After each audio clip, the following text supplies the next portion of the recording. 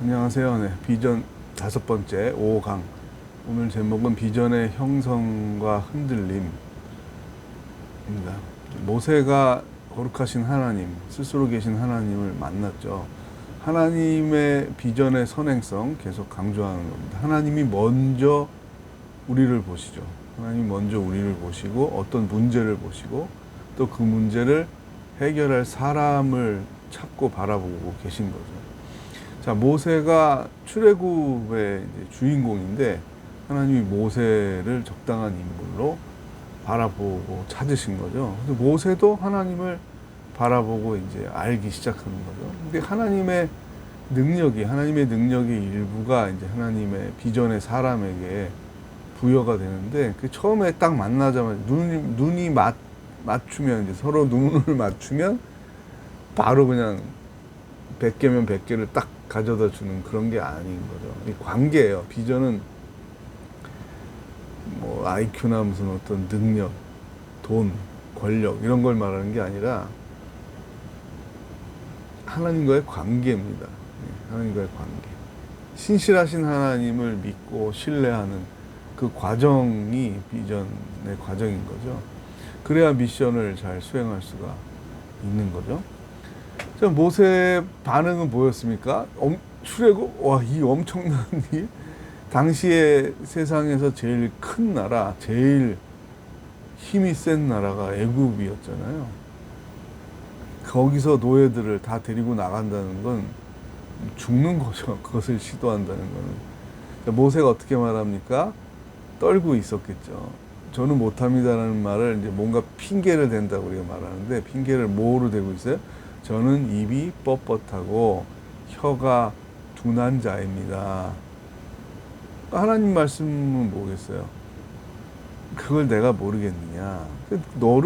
사람의 입을 누가 지었느냐? 그리고 모세, 너를 내가 불렀을 때, 너에게 미션을 줬을 때 혼자 나가가지고 그냥 수백만 명을 데리고 나가라 이렇게 하는 건 아니죠. 하나님 계획이 있는 거고, 또 중요한 건 보세요. 돕는 사람들. 그러니까 비전이 고대 사회에서는 특히 이제 영웅적인 인물이 부각이 되지만, 우리가 착각하면 안 되는 게, 현대로 올수록 더 그렇지만 우리가 중요한 거예요. 모세를 돕는 사람들, 협력하는 사람들이 중요한 것처럼 우리 사회는 더더욱 그렇죠. 한 명의 영웅이 아니라 팀 매니지먼트, 경제 윤리에서도 나오고, 종교 개혁을 한 나라들은 왜 부강해졌을까? 그건 이제 경제윤리의 서론으로 올렸는데 제가 깜짝 놀랐어요. 구독자가 33명, 독립투사, 한일 독립투사, 3.1운동 성명 발표한 사람 33명 아닌가? 근데 제가 좋아하는 숫자도 3인데, 3.1체 때문에. 조회수가 보니까 지금 며칠 안 됐는데 70명이 넘었어요. 처음인 것 같아요. 제일 처음 올린 그 성서윤리 첫 번째 강의는 이제 뭐 구경하러 온 사람들, 제가 페북에 뭐 유튜브 시작합니다 올렸으니까 구독 안 하는 사람들도 그냥 와서 뭐 1분 이 정도 보고 나간 사람들이 많아서, 그래서 100개가 조회수가 이제 나온 건데, 그 말고 쭉 진행되다가 보통 15에서 30 정도였는데 70이 나와서 제가 깜짝 놀랐어요. 그래서 사람들이 경제윤리에 대한 또 부강해진 이런 관심이 있구나 생각됩니다. 자, 그래서 다 관련이 나중에는 다 이게 연결이 될 거라는 생각을 합니다. 자, 하나님은 모세야, 내 백성을 애굽에서 인도해내라. 그 사명을 너에게 줄 것이다. 라고 말하는데, 모세는 무서웠어요. 또 하나님과의 관계가 아직 돈독하지 않은 거죠. 체험을 잘 못했기 때문에 못합니다. 저는 말을 못합니다. 이렇게 얘기했어요. 하나님은 말을 잘할 수 있는 사람이 주위에 있지 않느냐? 내 형제 아론이 말 잘하지 않느냐? 아론하고 같이 해라. 또 그 한 명을 얘기한 게 아니겠죠. 나중에 보면 나오잖아요. 당시에는 뭐 고대 사회는 여성들에게 리더십이 없던 때지만, 그럼에도 불구하고 출애굽기 15장에 보면 홍해바다 건넌 다음에 미리암이 그 찬양 시를 아름답게 써내려가는 걸 보면 그도 상당한 역할을 하고 리더십이 있었다라는 것을 알게 됩니다. 많은 성도들이 이 비전을 뭐 청년부 수련회라든지 아니면 무슨 뭐 단기 선교라든지 뭐 DTS라든지 이런 걸 통해서 비전을 많이 받았다고 얘기들을 해요. 그런데 비전 하여튼 본 거죠. 비전. 하나님의 비전을 본, 하나님이 먼저 선행하신 하나님의 비전을 우리도 영으로 참여하게 된 거죠. 되게 미래지향적인 거죠. 그래서 미래의 어떤 일들, 우리 사회에, 우리 역사에 필요한, 더 크게 보면 하나님 나라에 필요한 부분들을 하나님 우리에게 사명을 주시는데 그 사명을 감당한 사람들과의 관계 형성이 먼저 비전이라는 거예요. 그래서 비전과 미션은 이제 붙어 있는 말이죠. 우린 근데 비전을 성취 못했어? 비전이 왜 흔들렸어? 비전의 상이 흐려진 거죠. 선명하게 보이는 게 먹고 살기 바빠서 그래요. 한마디로 이거잖아요. 먹고 살기 힘들어서 그래요. 뭐 시험도 떨어졌고 돈도 없고 우리 집안은 뭐 이렇게 돈이 있는 집안도 아니고 부모님이 어떤 뭐 학자 집안도 아니고 권력이 있는 집안도 아니고 그런 얘기를 하죠. 아, 제게 먼저 돈이나 지위나 권력이나 능력이나 이런 것들이 있었으면 제가 그 일을 했을 텐데 또 거꾸로 이렇게 뭐 딜한다 그러죠. 협상하듯이 비전을 놓고 기도하는 사람도 있어요. 제가 이 비전은 분명히 하나님에게도 좋은, 하나님이 제 이기적인 게 아니죠. 근데 이게 되려면은 저한테 A, B, C, D 이런 게 필요해요. 이걸 먼저 주세요. 그 말이 일리는 있는데 틀린 건 뭐냐면 그 하나님 우리보다 더 잘 안다는 거죠. 사실은 저도 간증을 하다 보면 제가 책을 썼지만 제가 설교를 했지만 그대로 저도 못 사는 거죠. 저도 이런 미련한 행동들을 계속 한 것 같아요. 돈을 주세요. 돈이 있어서 유학 갔다 와서 제가 한국 교회에 필요한 글들을 또 강의를 많이 하겠습니다.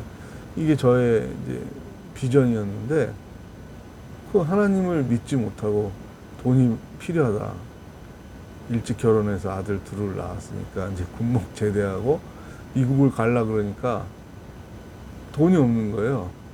그래서 미국 유학 가는 형, 우리 군목 선배가 제가 친애하는 형, 우리 안용성 박사님 교수님한테 물어보니까 돈 처음에 한 1,000만 원에서 1,500만 원?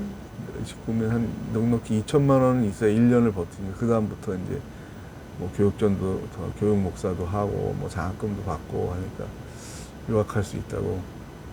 고지식하게 나는 2천만 원을 만들어야 되겠다. 2천만 원을.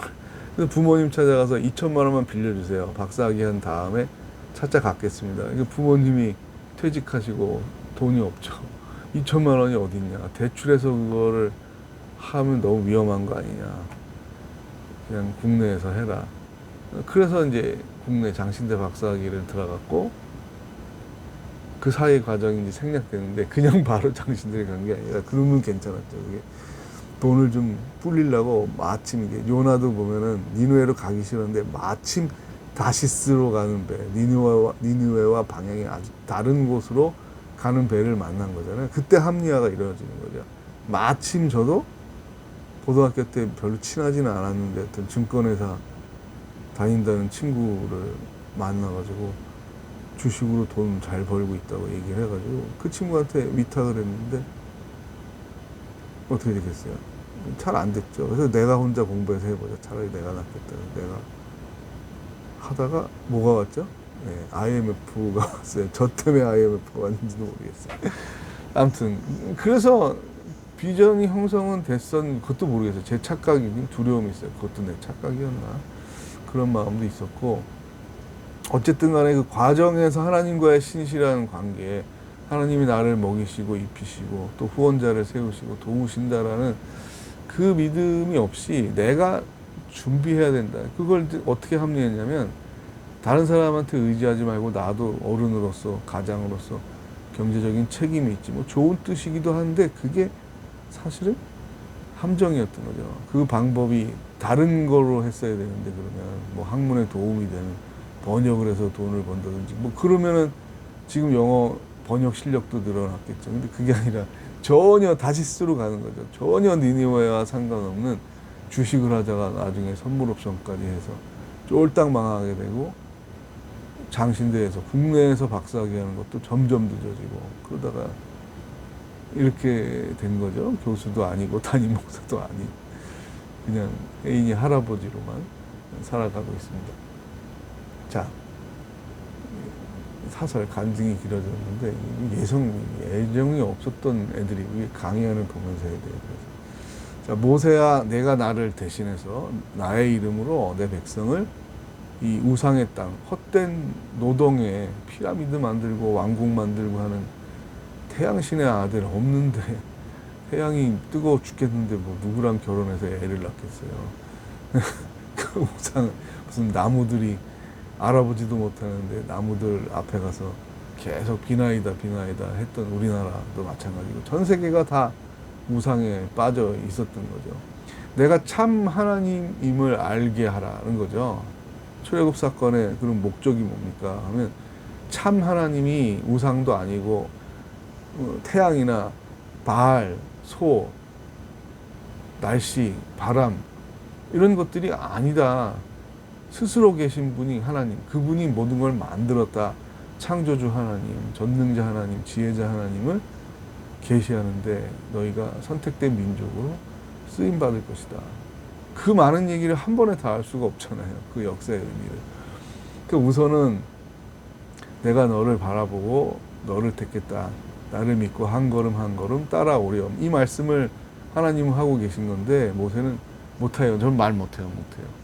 가면 분명히 몇 마디 못하고 죽을 거예요. 이런 두려움에 빠진 거죠. 비전에는 형성이 중요한 게 아니라 중간에 분명히 흔들림이 있어요. 선명한 그림이었는데 그때는 5년 전에는 선명한 그림이었는데 10년 전에는 선명한 그림이었는데 지금 안 보이는 거예요. 흔들리는 거예요. 갈등이 일어나는 거예요. 착각이었구나. 근데 비전은 형성과 그 성취까지 평생 걸리는 거예요. 단순히 이거를 단기 목표, 내가 의대 가는 게 비전이에요. 의대 갔어. 끝. 그게 아니죠. 계속 그걸 의대를 왜 하나님이 가게 했느냐. 공부해서 그걸로 뭐 할 건데. 돈 많이 벌어가지고 큰 집 살 겁니다. 끝. 이거는 기독교의 비전은 아니라는 거죠. 공동체적인 의미를 발견해야 돼요. 비전은. 시간이 넘어갔네. 10분 이하로 해야 되는데. 사설이 있어요. 다음에 계속.